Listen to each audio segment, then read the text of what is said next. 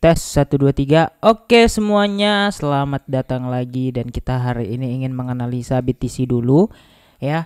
Besok aku punya special alt yang akan kita analisa gitu ya. Dan salah satunya ternyata udah breakout duluan guys. Waduh, sorry banget nih.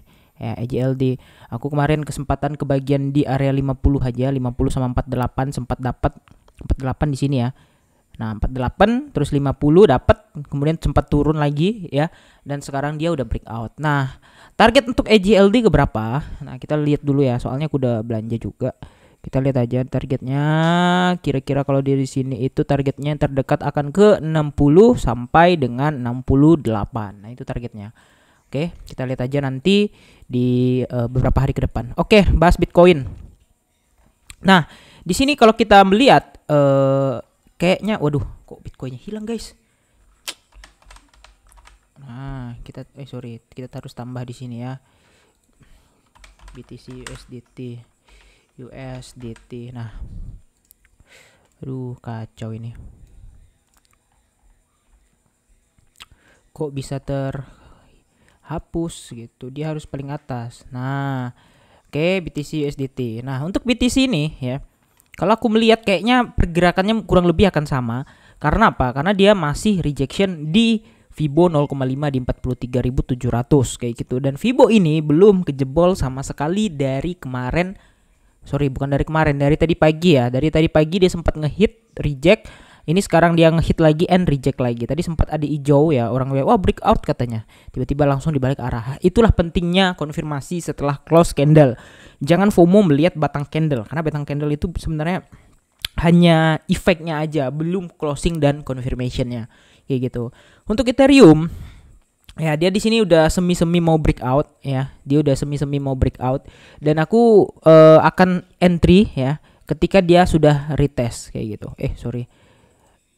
Aku akan entry ketika dia sudah retest. Nah, retestnya kemana bang? Ya kita tunggu aja mau retest di mana dia ya. Tapi kalau misalkan kita coba pakai Fibo, tarik dari sini deh.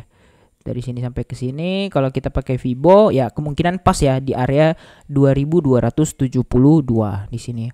Dia baru akan naik.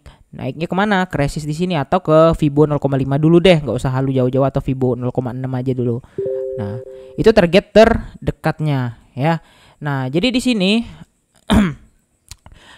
area yang sangat cukup dan krusial untuk kita perhatikan adalah melihat potensial yang cukup bisa ditimbulkan kayak gitu ya. Cukup bisa ditimbulkan oleh si marketnya itu sendiri. Jadi kemungkinan besar dia akan melakukan chip chop yang membuat orang berpikir ini akan terjun atau akan naik ya, baru dia melanjutkan directionnya. Ingat, jadi nggak kemungkinannya wah ini kayaknya mau turun, misalnya prediksi aku mau turun, dia nggak langsung turun guys. Ingat, dia akan membuat zona chip chop dulu. Kalau nggak di chip chop nggak ada korban. Kalau nggak ada korban, bandarnya nggak makan kayak gitu ya.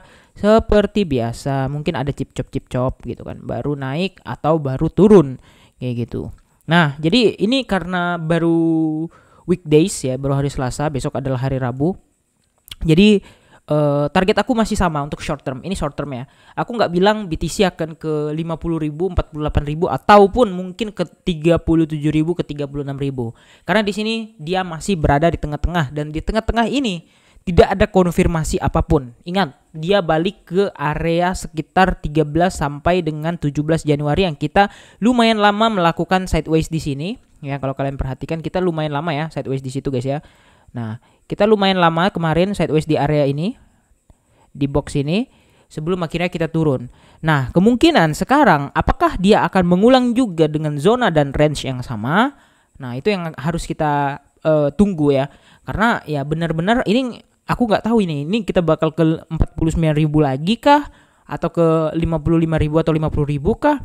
Atau kita akan ke 36.000 ke 37.000. Tapi aku berharap sih kita turun dulu ya, baru melanjutkan kenaikan. Tapi kalaupun misalkan naik, ya gimana lagi gitu. Kita tunggu konfirmasinya. Kalau Bitcoin close di atas 43.000 atau di atas Fibo 0,5, itu artinya udah bullish untuk mid term, bukan long term ya, mid term atau jangka menengah kayak gitu.